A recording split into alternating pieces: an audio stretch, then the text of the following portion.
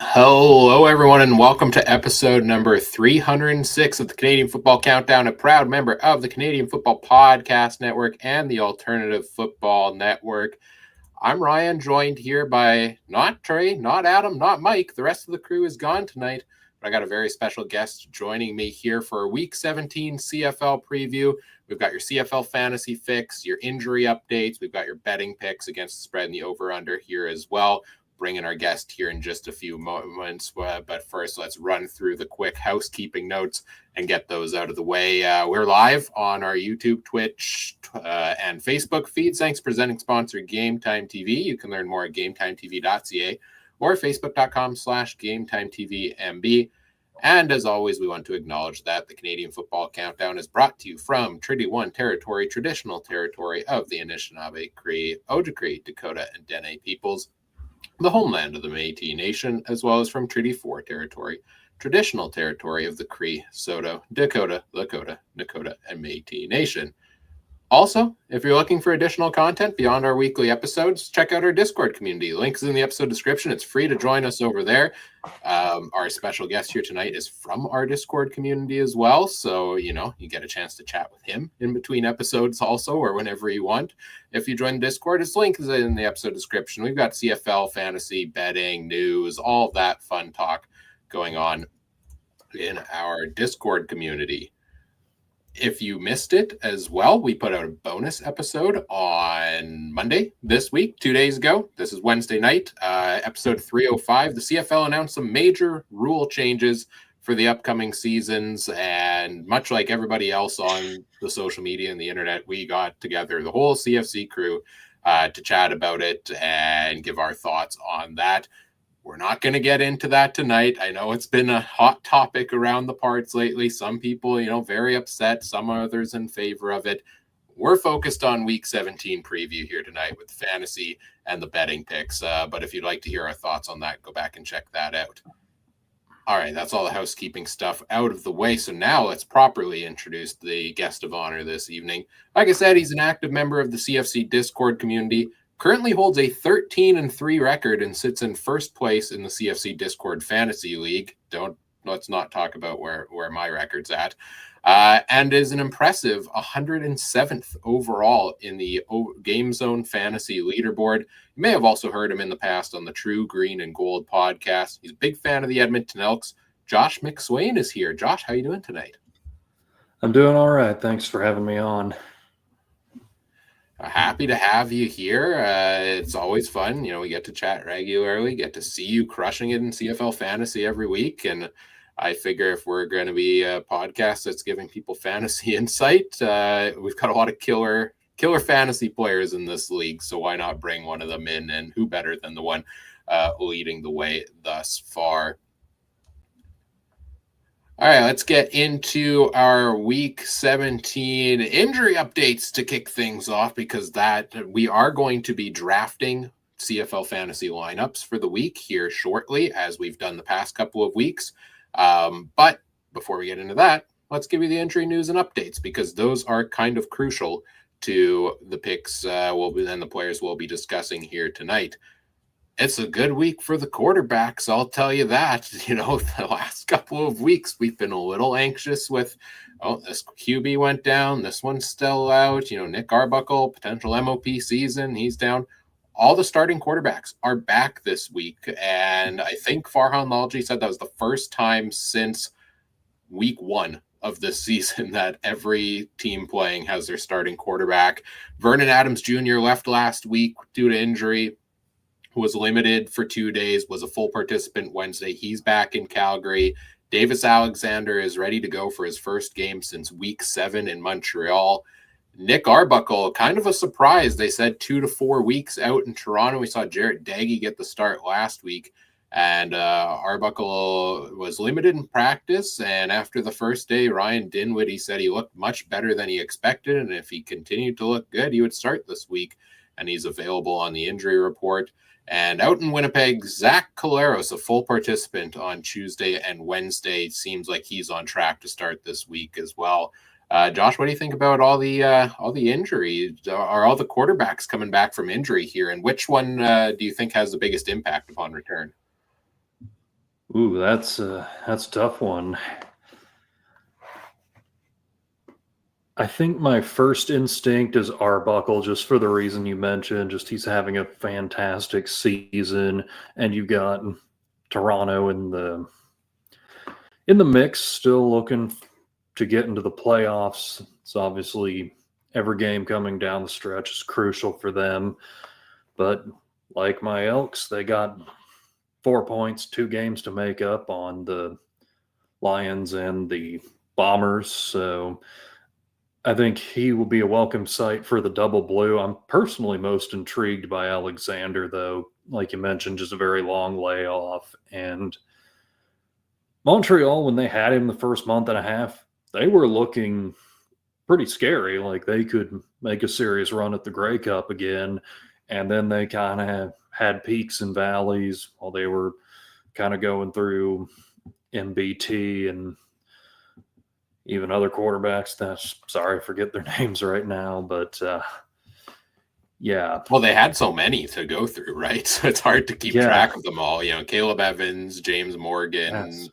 Caleb Evans was the main one I was thinking of. I was just like, yeah. dang. But anyways, yeah. Yeah, I just remember him destroying my Elks defense in week 2, and I'm just like, if that dude gets back into form, look out. Well, that ended up being kind of pivotal because that was the game where he got injured and he left that game against the Elks in week 3. And then he came back for week 7, said he was ready to go and tried to be the hero late in the game in the comeback against the Argos and injured himself on the touchdown run. And then we haven't seen him since week 7. And yeah, like week 1, I had Montreal pegged as this team's going to lock up the East by Labor Day, basically. And once he was out of the lineup, we suddenly realized just how valuable he is. Davis Alexander has never lost a start. He, I think, has tied or holds the CFL record for the best start to a career with like 8-0 or 9-0. And it's interesting because he's not the guy that's going to light it up necessarily like we've seen from some of these other quarterbacks, but he's that steady presence. And so fantasy-wise, I think it's a bit of a boost for, the wide receivers on his team, that offense as a whole, because while MBT looked good 2 weeks ago against Saskatchewan's basically backup defensive backfield, we also saw him throw several picks last week against the Argos and a very disjointed offense at times. So I think the steady hand there will help them. I just don't think it's going to be an explosion necessarily for the Montreal players beyond where they're at now. Other injury news and notes here. Let's talk running backs a little bit. In Calgary, Joshua Nantwi also left last week due to injury. So Ludovic Choquette should get the backup job behind Dedrick Mills. You're probably not picking him for your weekly fantasy lineups unless you really need the cash savings. But looks to be the case there. No, biggest one here, James Butler is available and back for the BC Lions this week. He missed last game, was limited all week, and Xander Horvath came in and put up the highest fantasy score amongst running backs on the week. He had a massive 70-yard touchdown run late in that game and just looked impressive coming in for James Butler when I had low expectations for him.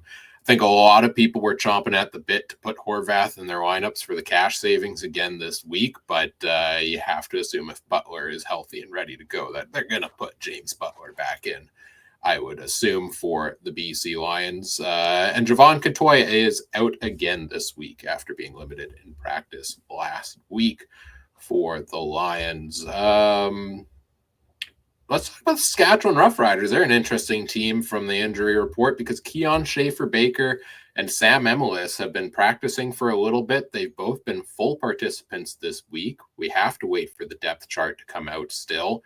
But if they're ready to go, I don't know. I would assume you see the likes of Tommy Neal, Dell Duncan Busby kind of shift to a backup role. What do you think about that Saskatchewan receiving core? I mean, you've got those guys. You've got Keyshawn Johnson. You got Dante Myers. Ajo just comes back from the NFL. Sean Bain Jr. hasn't even made it into a game this year. Kind of seems like an embarrassment of riches for the Riders receiving core, doesn't it? Yeah, it certainly does. And throughout this year, both Johnson and Myers have been pretty well steady producers on the weeks that I've put them in. They've been two of the best, I believe, right up there in consideration for like top 10, top 15 fantasy scores on the season. So now that gets a little bit more muddy in Saskatchewan. Defensive backfield, don't talk about the defenses too often in the injury updates, but it is notable sometimes. 2 weeks ago before the bye week, they got absolutely torched by McLeod Bethel Thompson and Tyson Philpott. And that was likely due to missing some of their defensive backs. Tavon Campbell, probably the biggest name there. Jackson Ford, Nelson Lacombo, none of them have practiced this week. You would assume they're probably going to be out. And Marcus Sales, I think, missed last game, and he was a full participant. So maybe that gives the Riders defensive backfield a little bit of a boost this week against your Edmonton Elks.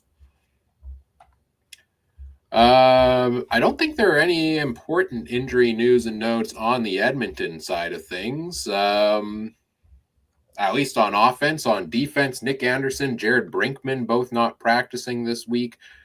You know, you probably watch the Elks a little bit closer than I do, so I'm interested on your take on how their defense has kind of shifted gears in the last couple of weeks, because we've seen these big names like Anderson and Brinkman, injured, and Niles Morgan, I think, has been out for a little bit, but it almost seems like the team's gotten better defensively.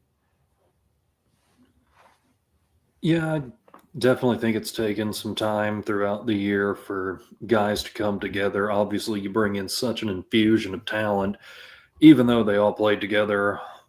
Well, in regards to the defensive line, they all played together in Toronto last year, but Right. still you come into a new system, and it's definitely taken some time. They've come together, and I think Sherritt was under fire early in the season for his game planning, play calling, but that's definitely subsided a bit. So overall, I think the arc the team has taken throughout the year has been one of mostly improvement, and we're just sort of running into the same obstacle last year of losing on last-second field goals.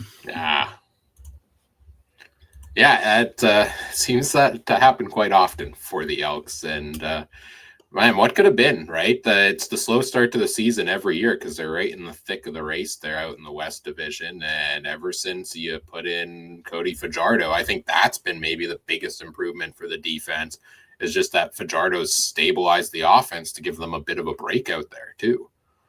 Yeah, that's definitely true. And was kind of a disappointment because I really wanted Ford to be the guy. I think a lot of people did, but I just think it's not worked out, and I feel like the ship might have sailed now. And it's unfortunate how his career was handled. You just wonder what could have been if they'd really committed to him, and in 2024. Obviously, they gave him a lot of time at the end of 2023. And I think he showed some promises, even though he was a little, kind of simple in how he did things, but it seemed to work. I just think the coaching at that point was not good, because I distinctly remember in 2023, I was watching games and I said, Ford really likes to go to his left a lot. Eventually, teams are going to figure this out, and they're going to start putting guys to contain on the left-hand side of the offense. And then during a game against Calgary, when Edmonton had a big lead eventually, that's exactly what they did. And I'm just like, why is it some guy sitting on his recliner can see this and our coaching staff can't? It's like that. I feel like across the league, I could say the same thing about, second and long. Here's Chris Strevler gonna, run 1 yard, and the defense has now figured that he's just gonna try to run it up the middle and tackle him, and Bombers are gonna punt and complete 3 passes in a game. Absurd stat line last week for Chris Strevler. Thank goodness. I can't believe I'm saying this. Thank goodness Zach Claros is back this week for the Bombers, because I can't watch what we saw from Chris Strevler again this week. Rounding out the injury report here, James Letcher Jr., kick returner, punt returner for the Montreal Alouettes, is out this week Not sure who will be returning kicks. I know Travis Tice did for a little bit, but he is also out on the 6-game injured list. This also may leave room for Cole Speaker to finally make his way back onto the roster after he's been a healthy scratch lately due to some ratio situations there. Hamilton, everybody's relatively healthy, and I think I covered all these other notes. Winnipeg, Jareth Stearns also looks to be returning for the Bombers potentially this week. He had a solid run there of touchdown catches from Zach Collaros before he got injured a few weeks ago. And Carrick Wheatfall took a nasty but legal and very clean hit, in my opinion, last week against Ottawa. And he hasn't practiced on Tuesday or Wednesday, so I would expect Carrick Wheatfall to potentially be out of the lineup this week for Winnipeg. All right, that's your injury news and notes with a little bit of Edmonton Elks analysis sprinkled in there, because you got to do that when you have an Elks fan here as a guest. Why not? Let's get into our next segment of the show here, which is our Week 17 CFL Fantasy Lineup Draft. If you've watched the show the past couple of weeks, the way we kind of preview the fantasy positions is we go back and forth picking our Game Zone lineups. So if you're playing the Game Zone Fantasy, you have $70,000 to pick a quarterback, 2 running backs, 2 wide receivers, a flex, and a defense. You also need to make one of them your captain, as much as I keep petitioning that shouldn't be the case, but nobody listens to me, at least nobody with authority. And so we're going to go back and forth, snake draft order. Josh, as our guest, will get the first overall pick in this week's draft, and then I'll get the second and third, back to Josh for fourth and fifth, and so on and so on. Last week, looking at last week's result, when it was me against Trey, I finally pulled out my first win after he was started out 2-0. Vernon Adams Jr. as captain was kind of a tough sell last week with a 3.3 point week for VA. Really rough go for him. And Justin Rankin, one of the few times I haven't picked a running quarterback as my captain, worked out decently well. Although I wish I would have had Nathan Rourke in his 88 points, which was absolutely ridiculous. Same. All right, Josh, you're on the clock. If you're ready to go with this week's lineup draft, I will preface this that normally I come into this with I have a lineup set up in Game Zone, and then I kind of tinker with it here and there. I was trying to do that before the show started. I had a really hard time making a lineup this week because there's so many top-priced guys I want that you just can't fit all of them. But on that note, over to you for the first pick of the Week 17 draft. Okay. So this is my first time going in this format, and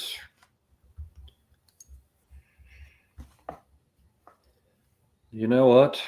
This is kind of defies the logic of NFL fantasy where you always go for running backs, but I'm going to go ahead and go quarterback at this position. I'm going to go with Nathan Rourke, because just like Rick Astley, he has never let me down. Yeah, Nathan Rourke for $15,000 is, I think nobody would question that as the first overall pick in this week's draft. I mean, if you weren't going to pick him, I was picking him at number 2. I can't risk not having Nathan Rourke in my lineup again after the last the performances he's put the last couple of weeks. Were there any other quarterbacks in contention for you potentially, or is Rourke likely the guy you're going to be locking in for your actual lineup for the week? Well, he's the guy that I have in there currently, and really don't see it changing. Throughout this year, it's been a lot of him or Bo Levi Mitchell. Both are top-priced guys. I'm just not sure that I see a bargain that I really feel like rolling with. Really want to save 0.5 on Cody Fajardo. I'm not sure I'd go there. I mean, if you were absolutely desperate, you could do it. But I'm just like, just spend the extra 500. Just go with Rourke. there's really not a discount available now that all the starters are healthy, right? Like Zach Collaros is the cheapest starter you got at $13,300. Davis Alexander at $14,000, but again, that's not much of a savings. So, I know I'm going to have to go and budget $15,000 basically for a quarterback.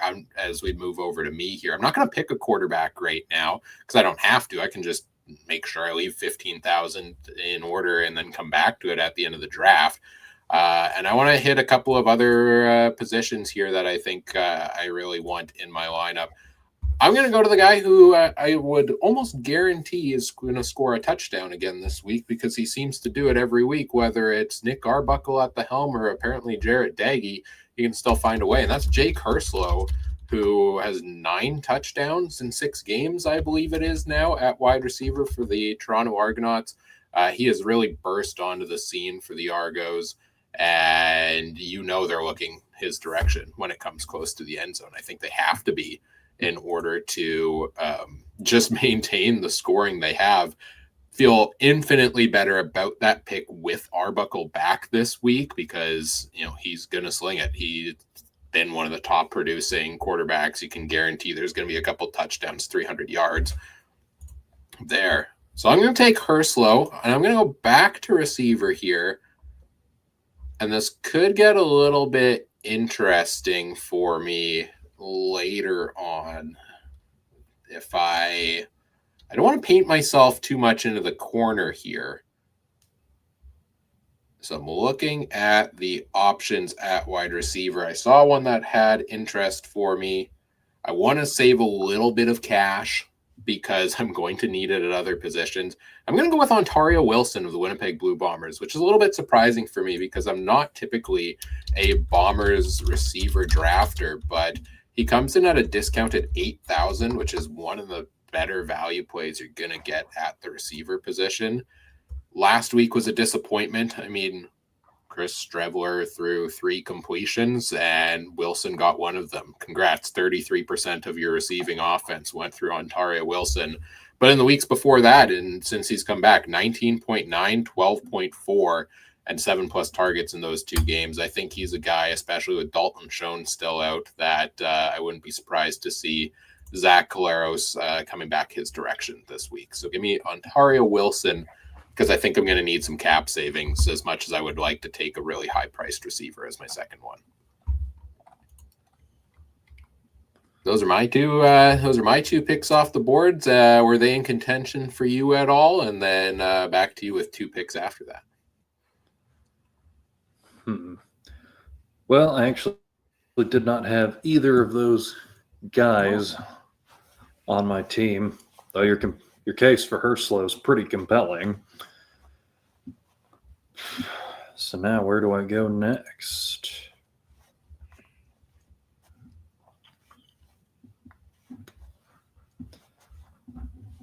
Hell, I think I'm going to be a bit of a homer with my next one, and I still think I'm going to be going top shelf. I'll go with Justin Rankin at one of my running back selections. All right, Justin Rankin, $15,000 there. I mean, we've watched him pretty closely, I assume, this season. Just how explosive is Justin Rankin? Very. Is that good enough? Just like, yeah. His acceleration when he passes the line of scrimmage just is like, wow. Just. Yeah, he's one of the guys who can easily put up 30 on almost any week. Was it a bit of a letdown last week? No, it was a middling performance last week against the Ticats. Still put up 19.8, but was the 4th highest scoring running back of the week. But hey, I would take 19.8 from a starter. Even his bad games are still relatively respectable. Like 2 weeks ago, he only had 11.5 against Toronto, but he's scored in double digits every week since week 8 against the Riders, which might give you some pause. But, I mean, he's unquestioned number 1 in the backfield, gets used the most. So I think it's still a pretty safe bet. I would agree. All right, you get the next pick here, your third pick off the board. You got $40,000 left to work with, 5 positions to pick here.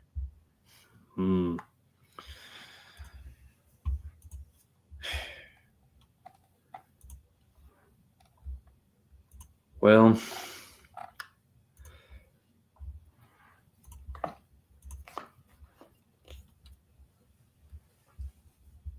I'll just be honest. My usual philosophy when I'm picking in a week is I'm willing to spend on the top shelf guys, and then I will make certain guys fit at the bottom that I have to. I'm going to break with that a little bit right now and go with a guy who's a little less expensive, also been a little bit of a boomer bust this season.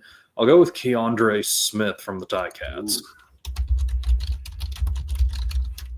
What's the price at on Keandre Smith there? 8 flat. $8,000 for Keandre Smith, whose price changes every single week, and you never know if it's going to go up or if it's going to go down. The mystifying Keandre Smith.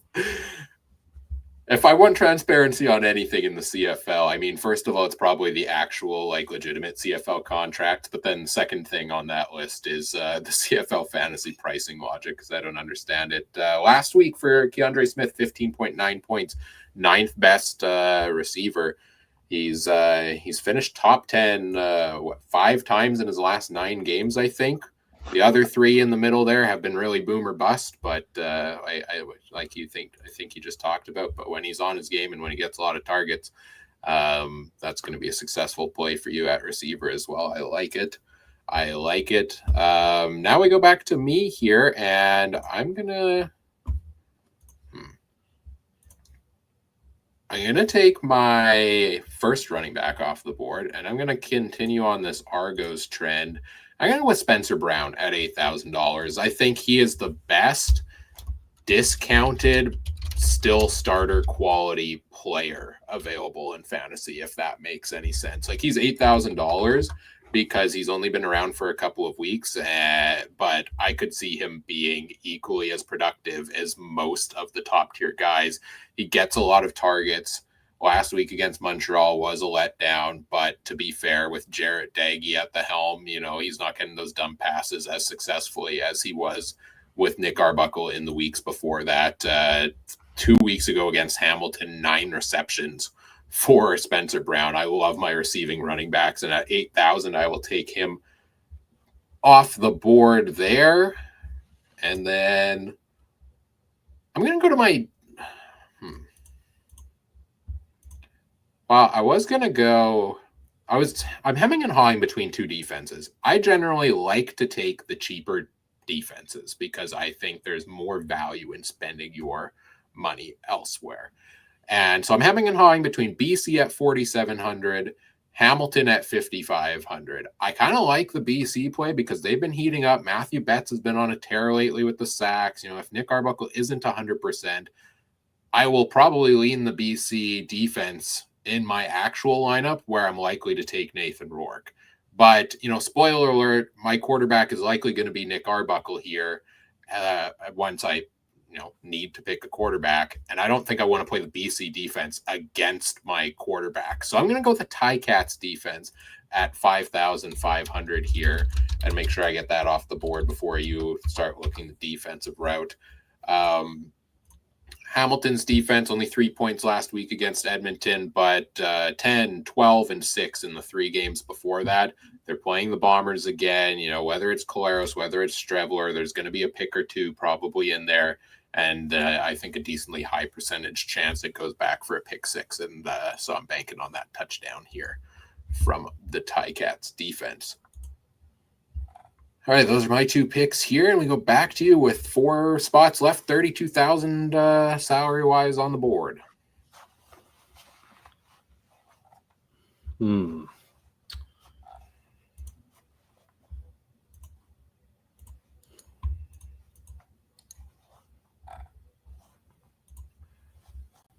just going to make sure to slot some of these guys into my lineup that I've actually picked so I can make sure all the money works.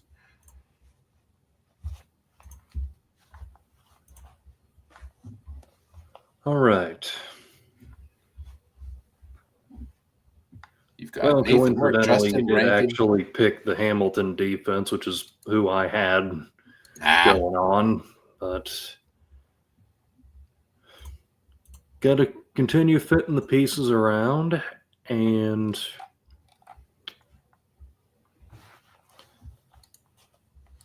I'm currently looking at a couple different possibilities here.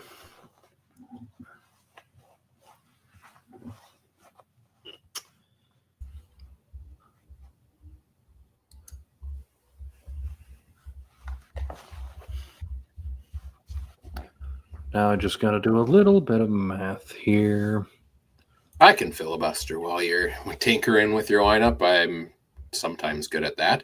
Yeah, I took the Hamilton defense. I took, again, I probably go with the BC defense against the Argos, even though they could put up a lot of points. I think the sacks might be worth it there. I don't know what other defense I'd take off the boards. I know there was some talk in the Discord earlier today about Montreal. Maybe that's the direction you go against Calgary. VA, how healthy is he? But I like the middling price here of $5,500 for the Ticats defense to round out my lineup thus far. Do you have your next pick, Josh?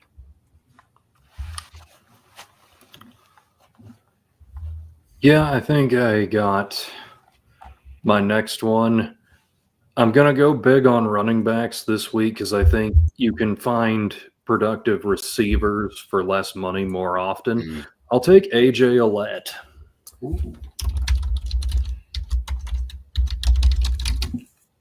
AJ Ouellette, 14.5. He's just a little cheaper than Brady Oliveira. Really can't go wrong with either. And I know that my money is dwindling quickly. It is some stats here I've got on AJ Ouellette, 10 plus points in every week but one that he finished. I discredit the first week where he got injured in the first quarter.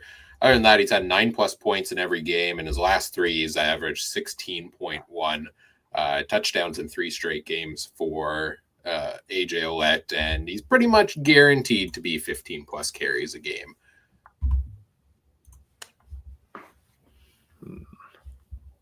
All right, we got 17,500 left. You got a receiver, a flex, and a defense to fit into the lineup there as well.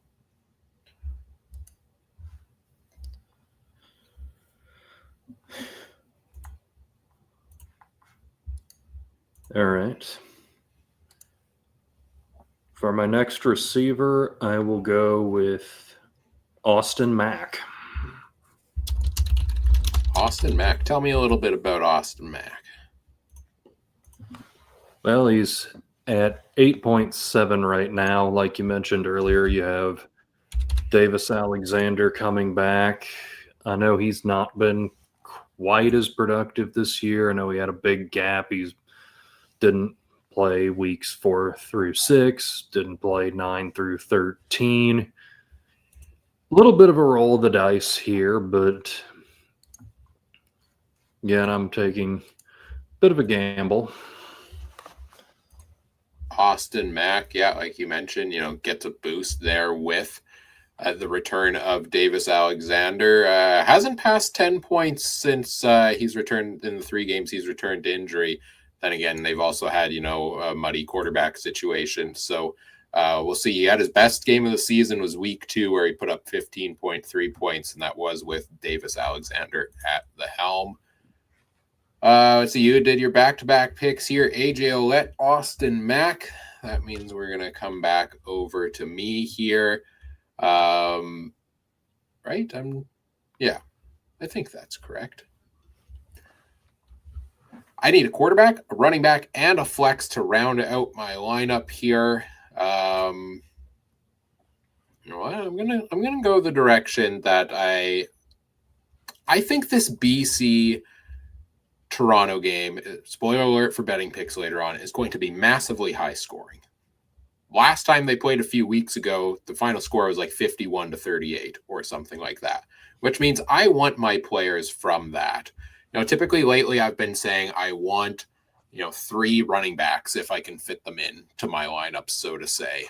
I'm going to take receiver here, though, because I think it's a tough running back matchup against the Argos and a better receiver matchup. Give me Keon Hatcher. I hemmed and hawed on him earlier as my first receiver off the board. He's $15,000. If I can't have Nathan Rourke in this draft and I have to give you Nathan Rourke, then I want Keon Hatcher, the guy he's throwing the ball to here. So that's my first pick here. I'm going to leave the quarterback for last. Spoiler alert, it's Nick Arbuckle. Maybe it is, maybe it isn't. So I know I need to budget $15,000 for that. That means I have $6,500 left to spend at running back. There's not a ton of options really at that kind of price. So I'm going to lock up Stevie Scott III of the Montreal Alouettes at $4,000 as my other running back position. I'm taking a big discount and trying that strategy out for this draft purpose. I don't know if that will be my final strategy of the week, but Stevie Scott III the last 2 weeks has, moved into firmly that starting role in Montreal with the injuries to Sean Thomas Erlington and Travis Tice. 19 carries 2 weeks ago, 13 carries last week. He got some targets, got some catches last week against Toronto as well. I know Calgary has historically kind of been that earlier in the season. Don't pick anybody against Calgary because their defense has been so good.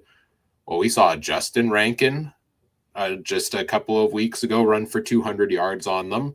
We just saw Xander Horvath run all over the Stamps defense last week. So I'm starting to wonder if the absence of Fullerton or Rimolade on that defensive line has just meant entirely different things for Calgary's defense. And at $4,000 for a starting running back, I'll happily take that. And if he can get me 10 points, I'm going to be happy with that. All right, that we go back to you for your final two picks then. $8,800 left to go, flex and a defense to round out your lineup. Okay. Well, I can use the rest of my budget here cleanly. I will take the BC Lions defense like you talked about at 4.7. Thank you. And then that leaves me 4.1. Like I said earlier, I'm willing to spend big on some guys and then just sort of have a guy as sort of a less high ceiling fill in. I'll take Javon Leake.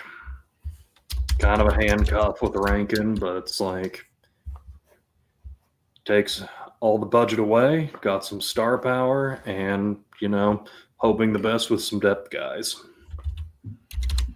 Yeah, I mean, Javon Leake doesn't get into the offense that often for the Elks this year, which compared to last year where it was, really a 1-2 punch between the two. But he's averaging 3 or 4 carries a game. He's getting a couple of targets a game lately. If Rankin goes down, it's kind of an insurance policy for you. I think with me taking Stevie Scott III off the board around the price you had left here, there probably aren't very many killer options available for you of guys who are going to be like starting lineup receivers, running backs. So, I think that's a viable pick to end it off here. That leaves you exactly $0 left. So kudos to you for you don't get bonus points for it, but nicely done. I'm going to round it out with Nick Arbuckle at quarterback for $15,000. Like I said, this game I think is going to be a barn burner between these teams. Of the starting quarterbacks, Bo Levi, they're all kind of around the same price like we talked about. Vernon Adams Jr., don't have faith in him as a fantasy asset right now. Zach Collaros, don't have faith in him as a fantasy asset. Bo Levi Mitchell is actually facing a kind of tough Winnipeg defense that shuts teams down decently well. They don't give up a ton of passing touchdowns necessarily. Trevor Harris seems like he has been on a decline ever since Labor Day. I'm still maintain that he might be running out of steam late in the season, and he faces the Elks defense that's looked pretty good. Fajardo will get you solid numbers probably, but I don't think it's to the ceiling of Nick Arbuckle. And Davis Alexander, I want to see what he does coming back from injury here. So to me, that leaves Nick Arbuckle. Am I concerned about his injury status? Not particularly, because he's kind of coming back earlier than expected. That to me tells me that he's looked pretty darn good in practice because, they're not going to rush him back. they kind of need him for these last few games of the year to try to squeeze into the playoffs. So rushing him back too early for this matchup with BC, that could be a big mistake there. So give me Nick Arbuckle. I'll stack him with Jake Hurslow. I'll stack him with Spencer Brown. That triple stack of the Argos has worked well before, and hopefully it works again. Nick Arbuckle will be my captain choice for this week as well, because I think he can easily put up 25, 30 points. Who is your captain pick here, Josh? Rourke. Makes sense. Where do you stand on captain choices? Do you typically go QB, or are you somebody who's willing to go sprinkle it around to different positions? I'm a QB most of the time kind of guy, but there have been times I've gone for a receiver or a running back. I think sometimes, at least once, I've gone with Oliveira. Hasn't failed. I think one week, I can't remember if it was this year or last year, I did Justin Hardy, and he lit it up that particular week. Yeah, receivers are a little bit more risky. Quarterbacks, you pretty solid what you can expect from them. Yeah, exactly. That's my philosophy on it too. All right, there's our lineups. Rourke, Rankin, Ouellette, Smith, Keandre Smith, Austin McJavon, Leak, BC's defense for you. Nick Arbuckle, Stevie Scott III, Spencer Brown, Jake Hurslow, Ontario Wilson, Keon Hatcher, and the Hamilton defense for me. Any honorable mentions for you that you wish you would have had room for that really strongly come to mind? I can give you a sec to think about that. For me, it was at the running back position. Brady Oliveira, massive matchup against Hamilton. That's one of the best matchups you can pick against. He gets Coleros back for the dump passes. Greg Bell, his consistency and production lately and volume lately just cannot be ignored. So if I'm going high priced at running back, it's either Oliveira, Bell, or Rankin that I'm trying to fit in there. And then at wide receiver, would love to fit Tyson Philpott in there, especially with Alexander back at the helm. That was kind of the big number one guy I was trying to fit in my wide receiver core that I have not found a way to do so yet. What about yourself? Any honorable mentions? Yeah, you touched on the one I had with Tyson Philpott. And looking through some of the other options,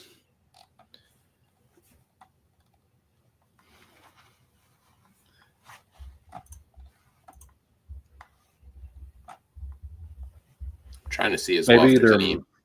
Go ahead. Maybe Tyler Snead or Myers from the Riders. Dante Myers.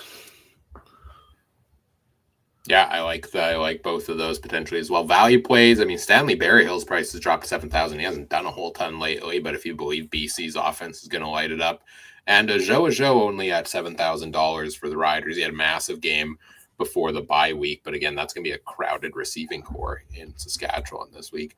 Those are our drafted lineups. Let us know in the comments as well who you have your eye on to lock into your lineup this week, and we'll put it out in the Discord on social media for folks to vote on which lineup they think is better. The Discord is 0-3 on picking the correct lineup through 3 weeks of doing this. So 2 weeks they voted for me and I lost handily, and then last week I beat Trey when the tide flipped to people believing in him. So vote for Josh so I can win. That's all I say on that matter. Be nice. This is my first time doing it. You did well. It's not easy to draft them on the spot and make it work with the budget and everything. That's our fantasy preview portion. Now we'll flip into their quick betting preview for the week. We'll touch on each of the 4 games here. We'll do against the spread, over, under. Again, Trey is our resident betting expert. He normally runs all of that stuff. And so he put together the results. Him and I both went 3-1 on the spread and over under last week. I think that might be my best week since my best week in quite a long time when it comes to betting picks. Adam was 2-2 in both. The coin, which just does pick straight winners, was 2-2. Season totals, I'm creeping up to 500 overall. Trey is an impressive 36-26 against the spread, and me and him are tied at 32-29-1 for the lead on the over-under on the season. We'll see how it goes this week. Trey sent in his picks. Adam has not. The coin hasn't sent in theirs. I don't know what the coin's up to right now, but Josh and I will give some picks here on each of these games to round it out. And it starts off with the start of the Friday doubleheader. It's the Calgary Stampeders visiting the Montreal Alouettes. The Alouettes at home are 4-point favorites, and the over-under is at 50.5. How do you see this game going, Josh? I'm going to take the under on this one. And as far as the Stamps covering the spread,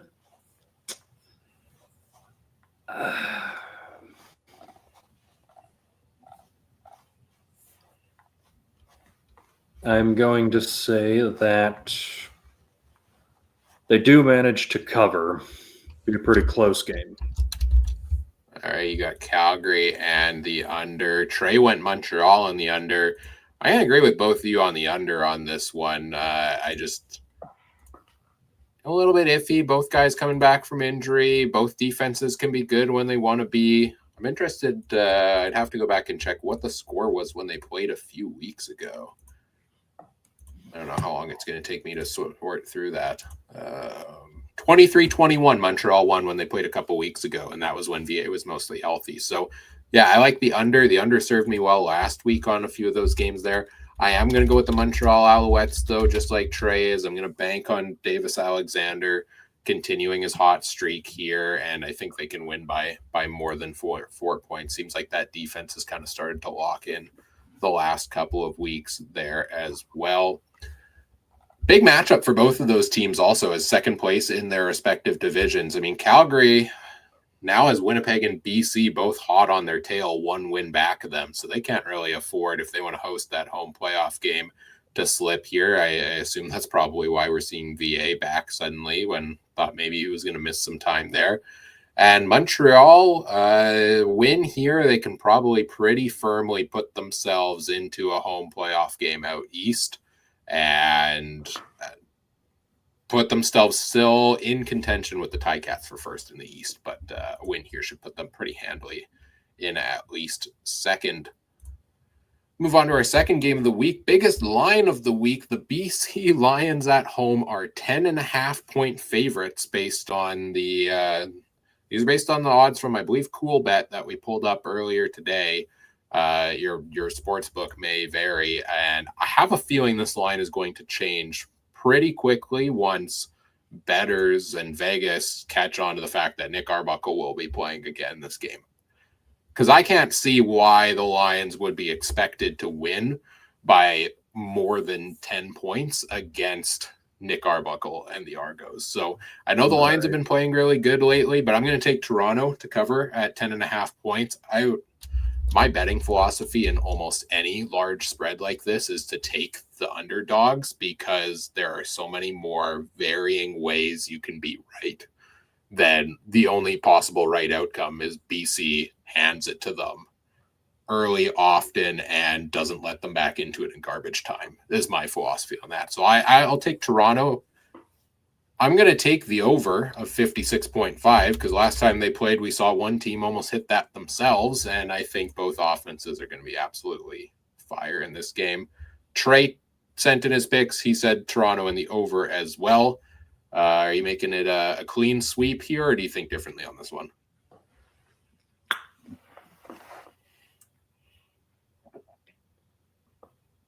Yeah, I'll take Toronto at this point, but I'll go ahead just to make it interesting. I'll take the under. I think that, sometimes you get these crazy games that teams score a lot of points, and then the next matchup, it's a more tempered offensive output. So I could see both teams maybe in the mid-20s. Maybe they reach the 30s, but I don't expect the craziness that we saw last time. That's fair. I mean, 56.5 is a very high over-under total, definitely. It's one of the highest we've seen yet. And I feel like I'm trying to think of which two teams are in that same boat you were talking about earlier this year. I want to say it was a game between like Hamilton and Ottawa, maybe, where both defenses weren't spectacular. Both offenses were lighting it up, and everyone was like, smash the over. And then it was like an 18-20 game or something like that. So definitely some merit to what you're mentioning there. BC 7-7, fourth in the West, tied with Winnipeg for third. Obviously a crucial game for them. Interesting point though on this one. CFL down the stretch on their website puts out their simulations for Grey Cup odds and things like that. After their win last week, the BC Lions, based on that, are currently the Grey Cup favorites. What do you think? What do you think about BC being the Grey Cup favorites, despite being fourth in the West currently? Well, like you said, the defense really is the key here. We know they're going to put up points. I guess my biggest concern is going to be that they're going to have to go on the road in the playoffs, presumably twice, although the way the Stamps are playing, it's not assured. Maybe they could get into that 2 spot and have a game at BC Place and then go presumably to Saskatchewan for the West title game. But I think that'll eventually get modified. I think they have the talent, but right now I'm just not convinced that circumstances are going to permit. Yeah, I think anybody is a contender. I have almost anybody except Winnipeg and Ottawa as contenders to win the Grey Cup this year. I think those are the two teams that finish. Well, I guess Edmonton's two wins back of Winnipeg at this point, so it's looking a little more bleak for the Elks to make the playoffs than I thought it was. That heartbreaker last week, I guess, really plays into that, unfortunately. But if BC gets there, they could do it. I think BC needs to at least get that home playoff game and second in the West, because they're not a team that plays well on the road in the playoffs out in the cold, and to have to go to Calgary and Saskatchewan could be a little bit tough for them there, as we've seen the last couple of weeks. The Argos, this is almost a must win. It kind of makes me take back what I was saying earlier about, well, if Arbuckle wasn't quite ready to go, you wouldn't rush him back this week. No, you kind of have to, because if the Argos lose this game, that puts them a clean 2 wins back of any crossover team, as well as Montreal, and that's not including, other teams like Winnipeg potentially winning their game this week. So the Argos might have to clean win out in their last 3 if they lose this week. So all hands on deck for the Argos in this game. I think they cover. I think they could win potentially even in this matchup. But I will say I took Toronto to cover the 10.5. I'm taking BC to still win the game, because BC at home I think is very good. I just don't think they're going to be blowing out the Argos. Third game of the week, first game on Saturday, is the Hamilton Tiger Cats visiting the Winnipeg Blue Bombers, who somewhat surprisingly are favorites to win. They're favorited by 1 point in this game. The Ticats at 9-5, the Bombers at 7-7. Now, betting odds typically do spot 3 points to the home team, so reading between the lines is a little bit like saying we actually favor Hamilton a little bit in this one, which makes a little bit more sense. Over-under is at 51.5 points on the day. What do you think about this matchup between the Ticats and the Bombers? That's a tough one.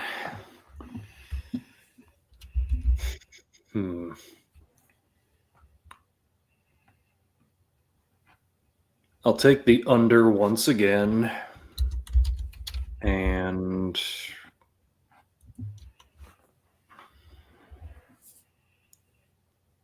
I'll go with Hamilton.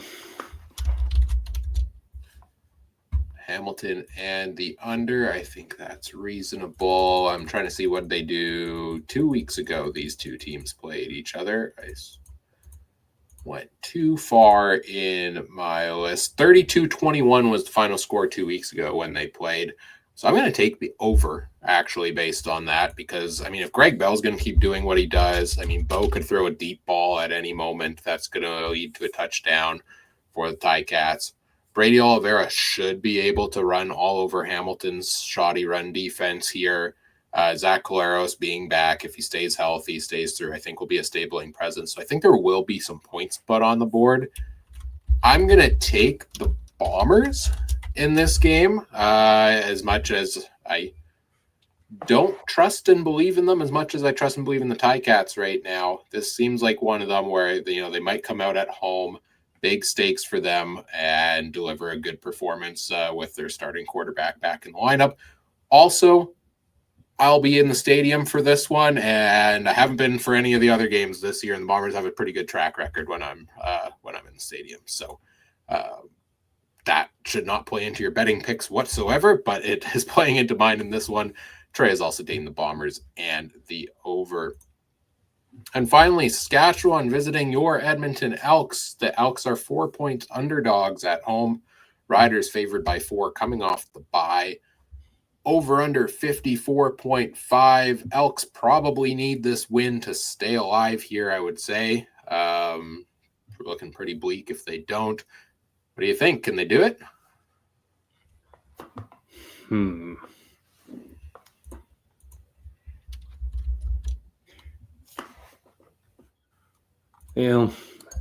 Going to be a bit of a downer here, and I'm going to say no. I'll take the Riders to cover this one. And I'm taking the under again. Try the under enough times, it's got to work at least once, right? That was my philosophy last week, and I went 3-1. So I think there's... There you go. There you go. It works. If we bet the under enough times, they'll change the rules to improve scoring, right? That's how this works. Right. We said we weren't going to talk about that on this particular episode. Trey also agreed with you, and he's taking the Riders and the under. I'm going to take Saskatchewan as well. The -4 coming off the bye. They should be better coming off the bye. They're getting a little bit healthier in that receiving core. Justin Rankin, as good as he can run, tough matchup running against that Riders defensive line, especially if they get a little bit more healthy. So I'm going to take the Riders, even though I could see this. You may want to cover your ears for this one. Another last-second heartbreaking field goal. But if it comes down to that, I'm not sure I trust Brett Lauder to kick that successful last-second field goal to win the game. So I'm going to take the Riders, though. And I'm also going to take the under because I think Edmonton's defense, I think I take the under in almost every single Elks game because they've really locked in on locking teams down as of late, and their offense can put some points on the board, but also struggles for efficiency at times in games there as well. Those are our betting picks for the Week 17 matchups. I think that takes us into time for our closing thoughts and to wrap things up here. We should be back again next week with our Week 18 preview, really getting down the stretch drive of the regular season here. If you're playing fantasy, in all of our fantasy leagues we play in, now we're getting into playoff. This is the last week of the regular season, and we're getting into playoff mode. Josh, good luck to you in the CFC Discord playoffs upcoming. I know you've already clinched, I think, a first-round bye in Week 18, so you can take next week off, which is nice for you. Congrats. But still up for grabs for first place, I believe, in your final matchup this week. Me, on the other hand, I lost to Adam last week. Leave it to Adam to put up his highest score of the season against me. Everybody seems to do it, and I've got 3 wins on the year, and I'm second last in that league, but tied for first in a different one. It's funny how that works out. But we'll have your fantasy preview. We'll have your betting preview next week for Week 18 as well. Again, if you missed it and want to hear our thoughts on rule changes and whatnot that were announced the other day, go back, check out the previous episode in your podcast feeds here. Also, we had a nice hour-long discussion on all of that. You can follow the show on X at CF Countdown Pod, Blue Sky as well, same handle, facebook.com/CF Countdown Pod. Also, check out all the other great shows from around the Canadian Football Podcast Network as well at CF Pod Network on X, the Alternative Football Network at the official AFN on X, or alternativefootballnetwork.com.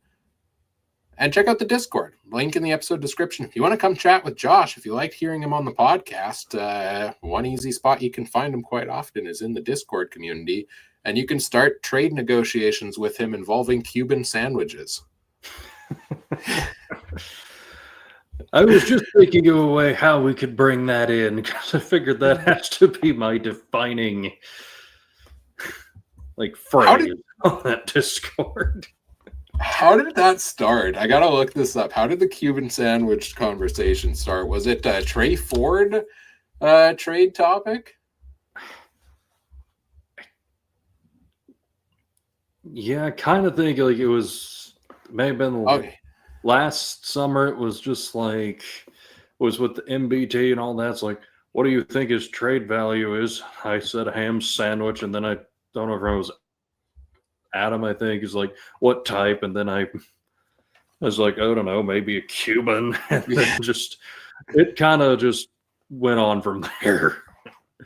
Okay, I found it now. Going back to last season in July, the Elks had just signed Sean Oakman, and you had questioned whether he could stop the run, because I think last year the Elks were having a hard time doing so. And you had offered a deal to the Riders, Trey Ford for all the run defenders, and a Cuban sandwich. At the time, you had mentioned you've never actually eaten a Cuban sandwich. Do you have an update for us? Have you eaten one since? Yes. And how was it? Did it hold up to the hype?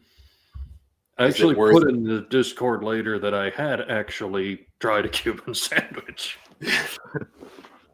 Oh, there's ham and pulled pork on there. Ooh, maybe I gotta go try a Cuban sandwich. I don't think I've ever tried one, but now I want to go try that out. But yeah, you can join the lore of the CFC Discord community. Make your own, get your own catchphrases in there. Link is in the episode description. It's free to join us there. Josh, it's been a lot of fun having you here on the podcast today. Thanks for jumping in as my special co-host for the evening. Hope you had a good time here as well. Besides in the Discord community, what else do you want to plug? Anything else you've got to plug, and where can people hear more from you? Well, sorry, I was about to sneeze, but anyway, you can find me on X. I have my regular account. It's Joshua D. McSwain, and I also sometimes tweet from my other Elks account. It's TGAG Pod. Now, I should explain why it's called that. The full name was meant to be True Green and Gold. I was meaning to start a podcast dedicated to the Elks, but just life kind of got in the way, and I just